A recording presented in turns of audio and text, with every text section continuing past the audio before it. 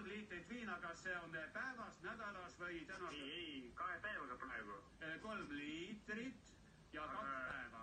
Põhjus, miks ma ei jää purju? Tähendab, kas te selle viina tõite Lätist või?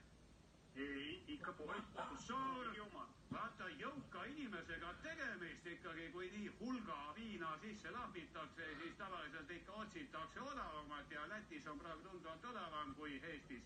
Aga ühte ma teile ütlen, et seda on liiga palju, nii et jätke see asi maha, seda enam, kui ta teile ei mõju, purju ei mõju. No siis pole mingit mõtet seda kahjulikku vedelikku tarbida C2H5OH, ei ole see vedelik tervislik, ei tee ta teile mitte midagi head ja kui purju ka sellest ei jää, no mis mõtted seda mürki endale sisse lahpida ja veel sellistes ebatervislikes kogustes. Viin on tarkade meeste jooke, nagu öeldakse, võta pits ja pea aru, see ei ole pits, seda ei võta.